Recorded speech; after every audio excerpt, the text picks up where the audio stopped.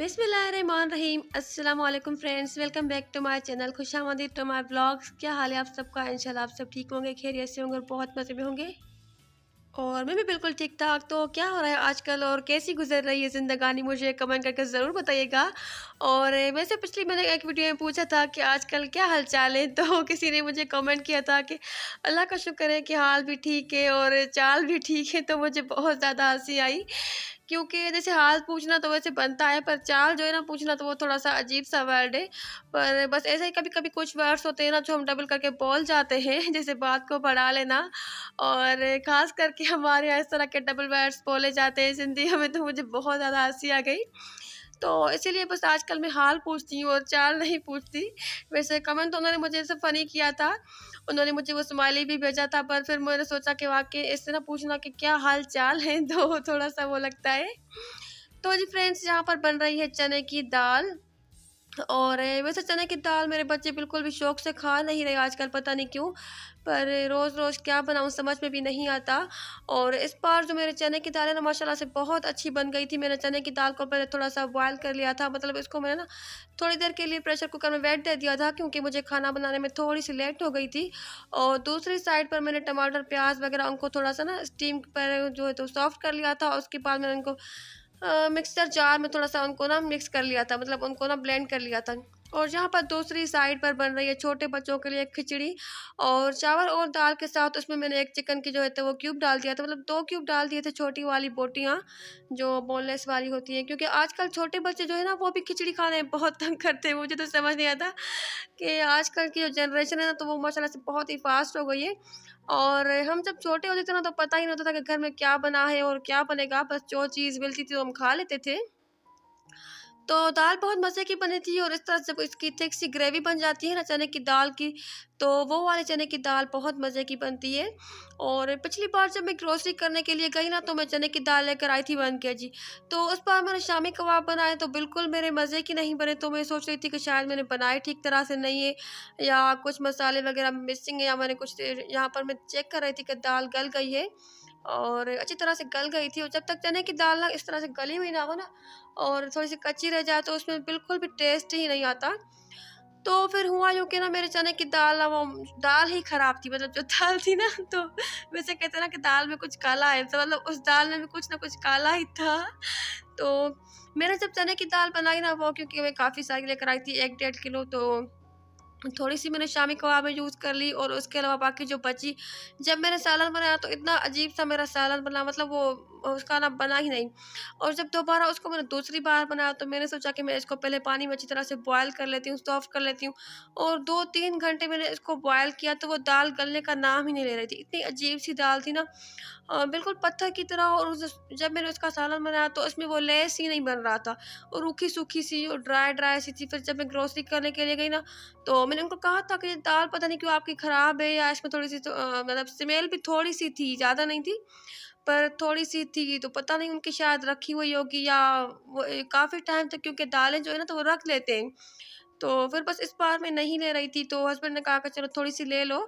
तो बस दाल का किस्सा हुआ यहाँ पर ख़त्म। तो मतलब दाल भी मुझे पहले पता नहीं था कि ना इस तरह से जो रखी हुई होती है ना काफ़ी टाइम की, तो फिर दाल भी एक्सपायर हो जाती है। वरना मुझे तो लगता था कि दाल वग़ैरह की ना कोई एक्सपायरी नहीं होती, तो दाल भी एक्सपायर हो जाती है। और वो उसके बाद जो बची थी ना, तो वो मैंने उसको क्या किया था कि बॉयल करके, और मैं ऊपर डाल कर आई थी परिंदों के लिए, या कुछ पंछी वग़ैरह जो सुबह के टाइम पर आते हैं ना परिंदे, तो रख आई थी मैं वहाँ पर। मैंने कहा चलो ये लोग खा लेंगे। और उसके बाद दूसरे दिन मैंने यहाँ पर शाम के टाइम पर खीर बना रही थी। और क्योंकि छोटे बच्चों के लिए कुछ कोई चीज़, कभी मीठा, कभी कस्टर्ड, कभी कुछ न कुछ बनाती रहती हूँ, तो फिर बड़े बच्चे भी कहते हैं, क्योंकि वो खिचड़ी वगैरह तो साथ नहीं खाते बच्चों के, पर अगर कस्टर्ड या मीठा या कुछ, तो फिर बच्चे भी, जो बड़े बच्चे हैं तो वो भी छोटे बच्चों के साथ खा लेते हैं, तो इसलिए मैंने खीर थोड़ी-सी ज़्यादा बनाई थी। और मैंने जब मम्मी को बताया था ना कि मैं इस तरह से ना मेरी दाल नहीं बन रही सही से, और पानी भी हालाँकि मैं मीठा यूज़ करती हूँ, वरना ऐसा कहा जाता है कि अगर खारे पानी में दाल बनाई जाए, क्योंकि हमारे एरिया का पानी खारा है, नमकीन है, तो नहीं बनती। तो अम्मी ने कहा कि कोई दाल होती है ऐसी जो अकड़ जाती है, और वो गलती नहीं, या वो मतलब सही से कुक नहीं होती, तो बस तुम परिंदों के लिए डाल दो ऊपर। और जहाँ पर छोटी सी क्लिप बनाई थी मैंने छोटी वाली बेटी की, अम्मी के लिए मैं बनाती हूँ तो अम्मी को फिर मैं व्हाट्सएप कर देती हूँ। और यहाँ पर देखिए इसको ना वो मेरी बड़ी बेटी ने ना बड़ा जोड़ा पहना दिया था। मेरे हस्बैंड जो है तो वो छोटे बच्चों के कपड़े लेकर आते हैं ना जब भी, तो वो अक्सर क्या करते हैं कि दोनों के एक जैसे कपड़े लेकर आते हैं, क्योंकि इतना इन दोनों की एज में डिफरेंस नहीं है, तो बस एक जैसे सेम दोनों। और लड़कियों के भी लेकर आते हैं दोनों के लिए, इन दोनों के लिए तो वो एक जैसे लेकर आते हैं। और अगर लड़कों के लेकर आते हैं तो फिर वो भी दोनों एक जैसे लेकर आते हैं।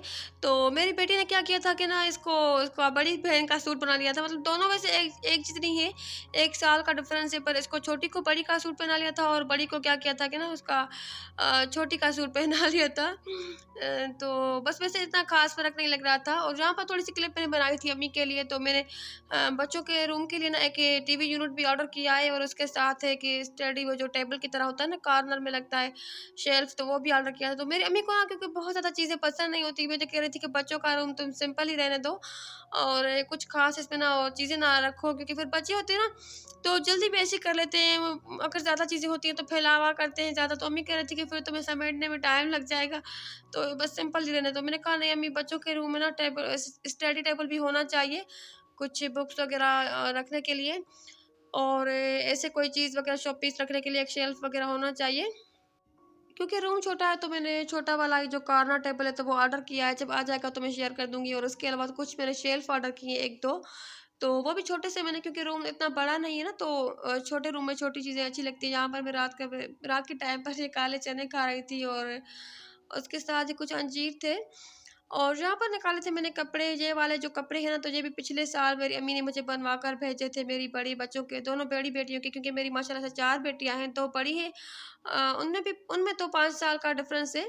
मेरी बड़ी बेटी 7th क्लास में है और जो उसके बाद दूसरी बेटी है, तो वो है 1 में। तो उनमें ऐज का काफ़ी सारा डिफ़रेंस है, तो उनके साइज़ में फ़र्क होता है, तो अम्मी को कभी-कभी सही समझ नहीं आता। क्योंकि जो दोनों छोटी है ना, तो उनमें इतना ख़ास डिफ़रेंस नहीं है। अगर कपड़ों में साइज़ में थोड़ा बहुत हो तो एक-दूसरे के भी पहन लेती हैं, पर जो दोनों बड़ी हैं तो उनकी ऐज में काफ़ी सारा डिफ़रेंस है। तो उनके कपड़ों में अक्सर हो जाती है गड़बड़ी। तो बड़ी बेटी को तो पूरे आ गए थे कपड़े, पर जो 1 में पढ़ती है ना, जो उसके बाद दूसरे नंबर वाली है, तो उसको नहीं आए थे, उसको बड़े हो गए थे। ये कपड़े अभी तक उसको बड़े हैं, मतलब अम्मी ने पिछले साल बनवा कर भेजे थे, तो बड़ी ने तो अपना पहन लिए कपड़े, क्योंकि उसका साइज़ का अम्मी को आइडिया हो जाता है और वो थोड़े से ना खुले-डुले बड़े और लूज़ टाइप कपड़े पहनती है। पर ये छोटी वाली जो मेरी बेटी है ना, दूसरे नंबर वाली, तो ये कमज़ोर सी है, तो इसके ना इस तरह से बड़े और वो खुले-डुले कपड़े ना लटकते रहते हैं। तो ये मुझे कह रही थी कि मम्मा ये मुझे थोड़े से काट कर और छोटे कर दे, इसने निकाल कर रखे हुए थे। तो मैंने कहा नहीं, बस अभी वो सीज़न भी ख़त्म हो जाएगा, गर्मी ख़त्म होने वाली है, बस तुम नेक्स्ट ईयर पहन लेना, मैं इनको कटिंग वग़ैरह कुछ नहीं कर रही। सही लग रहा है। तो इस पर इस तरह का डिज़ाइन है, जहाँ पर नीचे कट लगा हुआ है और ऊपर ऐसे पट्टी जा रही है और इसका बोट वाला गला बना हुआ है, थोड़े से बटन लगे हुए हैं और ये कॉटन का है, लॉन्ग कॉटन जो होती है ना, तो वही कपड़ा लिया था अम्मी ने बच्चों के लिए। और इसका ना इस तरह से गला बना हुआ है। ये इस बड़ी बेटी का भी इसी तरह से था, कलर बिल्कुल सेम, कपड़ा डिज़ाइन भी। पर मेरी बड़ी बेटी के ना ये जो बाजू है ना, तो इन पर ये डिज़ाइन नहीं बना हुआ था, क्योंकि वो ना डिज़ाइन वगैरह ये नहीं पहनती। वो तो बिल्कुल ही सिंपल कपड़े पहनती है, लेस वगैरह भी नहीं पसंद उसको इतनी। तो अम्मी ने क्या किया, क्योंकि अम्मी को भी पता है, तो उसने इसकी ना बाजू पर थोड़ी-सी डिज़ाइन बनवा ली थी। और जो बड़ी का था, तो उसके ना दोनों कपड़ों पर ना इतना ख़ास डिज़ाइन नहीं था, बस गले पर थोड़ी-सी वो पट्टी लगवाई थी, लेस और बटन वगैरह लगवा लिए थे। बाकी ये कट वगैरह भी नहीं करवाया था नीचे से, और वो बाजुओं पर डिज़ाइन भी नहीं बनवाया था।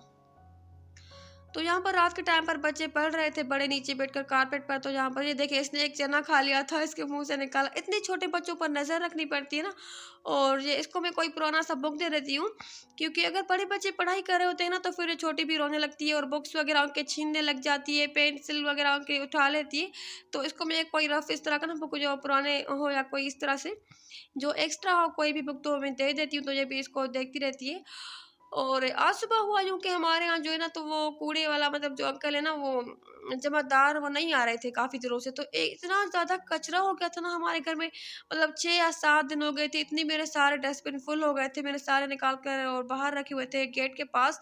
तो इस तरह से ना अच्छा भी नहीं लगता कि इतना सारा कूड़ा पड़ा रहे, फिर वो अगर काफ़ी सारे दिनों का कचरा हो जाए ना घर में जमा, तो फिर वो ज़ाहिर-सी बात है स्मेल भी आती है, तो वो मैंने बाहर रख दिए थे गेट के पास।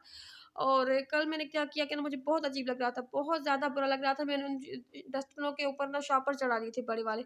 मैंने कहा अब इस तरह से पड़ा हुआ है कचरा, और हमारे यहाँ क्या है ना कि पहले थोड़ा सा दूर एक जगह होती थी, तो अगर कचरे वाला नहीं आता था तो मेरे हस्बैंड जो है तो बाहर वहाँ पे फेंकवा कर आते थे, तो फेंक आते थे कपड़ा और कचरा रात के टाइम पर अभी तो वो जगह भी नहीं, वहाँ पर ना मना कर दिया हुआ है लोगों ने कि ना कचरा ना फेंका करे, क्योंकि जाहिर सी बात है वहाँ पर गली थी और कॉर्नर था तो अच्छा भी नहीं लगता था, तो आ ही नहीं रहा था कचरे वाला। और आज सुबह के टाइम पर काफ़ी दिनों के बाद ना कचरे वाला आया, तो जब बड़े बच्चे आते हैं ना सुबह के 7:30 बजे आ जाते हैं वो, तो उस टाइम मेरे हस्बैंड ने बताया कि बाहर जमादार खड़ा हुआ है, आए तो हम इसको कचरा देंगे। तो मैंने क्या किया कि सारे जो डस्टबिन थे ना 3-4, तो वो मैंने बाहर निकाल कर रख दिए गेट से बाहर। तो मैंने सोचा कि जब वो आएँगे कचरे वाले या जमादार जब आएगा तो वो देखेगा तो लेकर जाएगा। वैसे शायद दरवाज़ा बजाए या नहीं बजाए, तो अगर देखेगा कि बाहर ही कचरा पड़ा हुआ है तो वो लेकर जाएगा। तो काफ़ी टाइम हो गया, 9 बज गए, सवा 9 बजे, साढ़े 9 बज गए पर बेल भी नहीं बजी, और जब मैं बाहर गई तो वो डस्टबिन वैसे ही फिल पड़े हुए थे। तो फिर मैंने सोचा कि शायद उन्होंने लिया ही नहीं है और ये चले गए हैं। और जैसे ही मैं दरवाज़ा बंद करने लगी तो उसी टाइम जमादार आ गया, और मैंने उन्हें कहा कि भाई साहब आप इतने दिनों तक नहीं आए थे, तो 2-3 दिन के बाद आ जाया करें। तो वो कहने लगा कि नहीं नहीं बाजी, मैं तो रोज़ आता हूँ, बेल बजाता हूँ आपके दरवाजे की, दरवाज़ा भी आपका ज़ोर ज़ोर से बजाता हूँ और आप खोलते ही नहीं दरवाज़ा। मैं वापसी के टाइम पर भी आता हूँ, आप दरवाज़ा नहीं खोलते, शायद आप सोए रहते हैं, आप तो मुझे कचरा देते ही नहीं हो ना, इस तरह से बोलने लगा।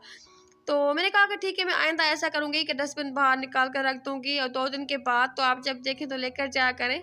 तो फिर उसने कहा कि चले ठीक है। तो मैं जब आई तो मैंने कहा कि चलो भाई, जमादार भी इस तरह से बातें सुनाकर चला गया, और ना बाहर शायद किसी ने सुन भी लिया होगा। वैसे तो उस टाइम हमारे गली में रश वगैरह कुछ भी नहीं होता, वैसे दिन के टाइम पर भी नहीं होता, पर मैंने कहा कि कितना कुछ सुनाकर चला गया और सबने सुन लिया होगा। तो ये थी बात। और जहाँ पर रात के टाइम पर वॉश हो रहे हैं बर्तन, बर्तन इतने ज़्यादा हो जाते हैं ना कि मैं दिन के जो लंच बनता है तो वो तो उस टाइम वॉश कर देती हूँ, रात के भी कर देती हूँ। पर उसके बाद जब सुबह के टाइम 3-4 मेरे नाश्ते बनते हैं ना, मतलब पहले बड़े बच्चों का, उसके बाद हस्बैंड का और मेरा, उसके बाद जो दूसरी बेटी है जो सेकंड शिफ्ट में जाती है उसका बनता है, उसके बाद मेरी हेल्पर आती है काम करने, उनका बनता है नाश्ता, उसके बाद लंच बनता है। तो मतलब सारा दिन जो बर्तनों की कहानी है ना, तो वो भी चलती रहती है कहानी, घर-घर की जिसको कहते हैं। तो यही है बर्तनों की भी कहानी। और रात के टाइम पर जहाँ पर मैंने मिल्क शेक बना लिया था, आजकल मैं रोज़ ही बनाती हूँ खजूर का, क्योंकि मौसम भी अच्छा हो रहा है, बहुत ज़्यादा गर्मी भी नहीं है, और वैसे भी खजूर काफ़ी अच्छी होती है ना। तो मेरे हस्बैंड को काफ़ी सारी खजूर मिले थे, मतलब कोई देकर गया था, तो बच्चे बिल्कुल नहीं खाते मेरे हस्बैंड भी, और इस तरह से ना खजूर खाई भी नहीं जाती, सिर्फ रमज़ान में जो खाई जाती है। तो इसलिए मैं आजकल क्या करती हूँ ना कि मैं उनका ना मिल्क शेक बना लेती हूँ, तो फिर उस तरह से अच्छा भी लगता है और काफ़ी अच्छा हेल्थ के लिए भी काफ़ी अच्छा होता है। तो आप भी, अगर आपके पास भी खजूर काफ़ी ज़्यादा पड़ी हुई हो तो ना, इस तरह से उनका मिल्क शेक बनाकर पी लिया करें। कभी मैं आपको उनकी ना उसकी ख़ास कुछ रेसिपी तो नहीं है, ना ही कुछ इसमें इतनी साइंस है, कोई बना सकता है। पर चलिए, जिस तरह से मैं बनाती हूँ ना, कभी आपके साथ वीडियो में शेयर कर दूँगी। तो बस इतना ही था मेरा आज का व्लॉग और मेरी आज की वीडियो। अगर वीडियो में कुछ भी अच्छा लगा हो तो वीडियो को लाइक कर दें, और अगर चैनल पर न्यू हो तो सब्सक्राइब कर दें। अपना और अपने प्यारों का ख्याल रखें, मुझे दुआ में याद रखें। अल्लाह हाफ़िज़।